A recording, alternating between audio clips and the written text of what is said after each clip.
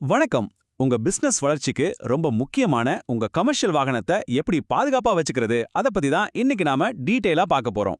Commercial vehicle insurance பத்தின எல்லா அடிப்படைகளையும் நாம இதுல தெளிவா புரிஞ்சுக்கலாம் வாங்க. சரி, முதல்லயே நம்ம மனசுல வச்சுக்க வேண்டிய ஒரு முக்கியமான கேள்வி இதுதான். இது சும்மா ஒரு நல்ல ஐடியா இல்ல, இது சட்டப்படி கட்டாயம். ஏன் அப்படி? வாங்க, அத பத்தி தான் இப்ப பார்க்க போறோம். இன்னைக்கு நாம எதெல்லாம் பார்க்க போறோம்னா, இந்த இன்சூரன்ஸ் ஏன் இவ்ளோ முக்கியம், உங்களுக்கு கரெக்டான பாலிசியை எப்படி செலக்ட் பண்றது, ஒருவேளை தேவைப்பட்டா எப்படி கிளைம் பண்றதுன்னு எல்லாத்தையும் ஸ்டெப் பை ஸ்டெப்பா பார்க்கலாம். வாங்க ஸ்டார்ட் பண்ணலாம். ஓகே, நம்மளோட முதல் செக்ஷனுக்குள்ள போலாம். இந்த கமர்ஷியல் வெஹிக்கிள் இன்சூரன்ஸ் ஏன் இவ்ளோ முக்கியம்னு கேக்குறீங்களா? இது உங்க பிசினஸோட சட்டப்பூர்வமான அஸ்திவாரம். அத பத்தி தான் இப்போ பார்க்க போறோம். சிம்பிளா சொல்லணும்னா இது சட்டம். 1988 மோட்டார் வாகன சட்டப்படி இந்திய ரோடுகள்ல ஓடுற எல்லா வண்டிக்கும் குறைஞ்சது தேர்ட் பார்ட்டி இன்சூரன்ஸ் கட்டாயம் இருக்கணும். இது எதுக்குன்னா, ஒருவேளை ஆக்சிடென்ட் ஆனா பாதிக்கப்படுற மூணாவது நபரை பாதுகாக்கத்தான். அதனால இது வெறும் உங்களுக்கான ஒரு தேர்வு இல்ல, இது ஒரு சமூக மற்றும் சட்ட ரீதியான கடமை. ஓகே, சட்டப்படி இன்சூரன்ஸ் கண்டிப்பா வேணும்னு நமக்கு இப்போ தெரியும். ஆனா உங்க பிசினஸ் தேவைக்கு ஏத்த மாதிரி கரெக்டான பாலிசியை எப்படி சூஸ் பண்றது? வாங்க, அத பத்தி இப்போ டீடைல்டா பார்க்கலாம். பொதுவா பாத்தீங்கன்னா இதுல ரெண்டு முக்கியமான வகை இருக்கு. ஒன்னு தேர்ட் பார்ட்டி இன்சூரன்ஸ். இது சட்டப்படி மினிமம் தேவை. ஒரு ஆக்சிடென்ட்ல மத்தவங்களுக்கு ஏற்படுற சேதத்தை மட்டும்தான் இது கவர் பண்ணும். இன்னொன்னு காம்ப்ரஹென்சிவ் பாலிசி. இதுதான் முழுமையான பாதுகாப்பு. தேர்ட் பார்ட்டிக்கு ஆகிற செலவோட சேர்த்து உங்க வண்டிக்கு ஏற்படுற சேதம், வண்டி திருடு போறது, தீ விபத்துன்னு எல்லாத்தையுமே இது கவர் பண்ணிடும். சொல்லப்போனா இதுதான் உங்க சொத்துக்கும் உங்க வாழ்வாதாரத்துக்கும் ஒரு முழுமையான பாதுகாப்பு கவசம். அடுத்து நாம தெரிஞ்சுக்க வேண்டிய ஒரு முக்கியமான விஷயம் ஐடிவி, அதாவது இன்சூர்ட் டெக்ளேர்டு வேல்யூ. சிம்பிளா சொன்னா இது உங்க வண்டியோட இன்னைய மார்க்கெட் மதிப்பு. ஒருவேளை வண்டி திருடு போயிட்டாலோ இல்ல முழுசா சேதமடைஞ்சிட்டாலோ இன்சூரன்ஸ் கம்பெனி உங்களுக்கு கொடுக்கிற அதிகபட்ச தொகை இதுதான். அதனால சரியான ஐடிவியை செட் பண்றது ரொம்ப ரொம்ப முக்கியம். அப்போதான் உங்களுக்கு நியாயமான கிளைம் கிடைக்கும்.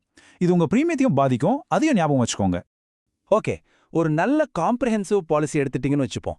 அதுல உங்களுக்கு என்னென்ன பாதுகாப்பெல்லாம் கிடைக்கும்? வாங்க அதையும் வரிசையா பார்த்தரலாம். ஒரு காம்ப்ரஹென்சிவ் பாலிசி பாத்தீங்கன்னா, உங்க வண்டிக்கு வரக்கூடிய நிறைய ரிஸ்க கவர் பண்ணிடும். உதாரணத்துக்கு, உங்க சொந்த வண்டிக்கு ஏற்படுற சேதம், வண்டி திருடு போறது, தீ விபத்துனால ஏற்படுற நஷ்டம், அப்புறம் புயல், வெள்ளம் மாதிரியான இயற்கை சீற்றங்களால ஏற்படுற சேதம், கடைசியா மத்தவங்களுக்கு நம்மால ஏற்படுற சட்ட பொறுப்புகள், இது எல்லாத்தையுமே கவர் பண்ணிடும். எல்லாத்துக்கும் கிளைம் கிடைக்கும்னு நம்ம நினைக்க முடியாது. சில முக்கியமான விலக்குகளும் இருக்கு. அதாவது சில சூழ்நிலைகள்ல இன்சூரன்ஸ் கவர் ஆகாது.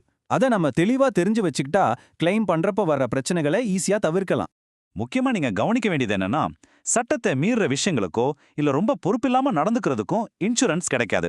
உதாரணத்துக்கு, வேலிட் லைசன்ஸ் இல்லாம வண்டி ஓட்டுறது, குடிச்சிட்டு வண்டி ஓட்டுறது, அப்புறம் வண்டியோட நார்மல் வேர் அண்ட் டேர், அதாவது காலப்போக்குல வண்டி தேய்மானம் ஆகிறதுக்கெல்லாம் கிளைம் பண்ண முடியாது.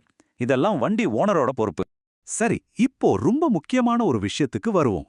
ஒருவேளை துரதிர்ஷ்டவசமா ஒரு விபத்து நடந்து கிளைம் பண்ண வேண்டிய ஒரு நிலைமை வந்தா என்ன செய்யணும்? அதுக்கான ஒரு ஸ்டெப் பை ஸ்டெப் கைட் இதோ. இந்த ஸ்டெப்ஸ் ஃபாலோ பண்ணீங்கன்னா கிளைம் ப்ராசஸ் ரொம்பவே ஸ்மூத்தா இருக்கும். முதல்ல, விபத்து நடந்த உடனே கொஞ்சம் கூட லேட் பண்ணாம உங்க இன்சூரன்ஸ் கம்பெனிக்கு தகவல் சொல்லிடணும். ரெண்டாவது, வண்டி திருடு போனாலோ இல்ல மத்தவங்களுக்கு அடிபட்டாலும் கண்டிப்பா போலீஸ்ல எஃப்ஐஆர் ஃபைல் பண்ணணும். மூணாவது, தேவையான டாக்குமெண்ட்ஸ், அதாவது claim form, RC book, licence எல்லாத்தையும் சப்மிட் பண்ணணும். அதுக்கப்புறம் சர்வேயர் வந்து வண்டியை செக் பண்ணும்போது முழுசா ஒத்துழைக்கணும். கடைசியா வண்டியை சரி பண்ணிட்டு ஃபைனல் செட்டில்மெண்ட்டை வாங்கிக்கலாம். நாம இப்போ கடைசி பகுதிக்கு வந்துட்டோம். உங்க இன்சூரன்ஸ் பாலிசியை வருஷ கணக்குல எப்படி சரியா மெயின்டைன் பண்றது, உங்க போனஸை எப்படி காப்பாத்துறதுன்னு சில முக்கியமான டிப்ஸ் இப்ப பார்க்கலாம். இதுல ரொம்ப முக்கியமான ஒண்ணுதான் NCB, அதாவது நோ கிளைம் போனஸ். இது என்னன்னா, நீங்க சேஃபா வண்டி ஓட்டுறதுக்காக இன்சூரன்ஸ் கம்பெனி கொடுக்கிற ஒரு ரிவார்டு. நீங்க ஒரு வருஷம் முழுக்க எந்த கிளைமும் பண்ணலனா அடுத்த வருஷம் பிரீமியம் கட்டும்போது உங்களுக்கு டிஸ்கவுண்ட் கிடைக்கும். இது பணத்தை மிச்சப்படுத்த ஒரு சூப்பரான வழி. இந்த சார்ட்டை பாருங்களேன். ஒவ்வொரு வருஷமும் கிளைம் பண்ணாம இருக்கும்போது உங்க டிஸ்கவுண்ட் எப்படி கிடிகிடின்னு ஏறுதுன்னு தெரியும். ஒரு வருஷம் கிளைம் பண்ணலனா 20% டிஸ்கவுண்ட், 2 வருஷம்னா 25%. இதே மாதிரி 5 வருஷம் நீங்க எந்த கிளைமும் பண்ணலனா உங்க பிரீமியத்துல பாதிக்கு பாதி, அதாவது 50% வரைக்கும் தள்ளுபடி கிடைக்கும். சூப்பர்ல.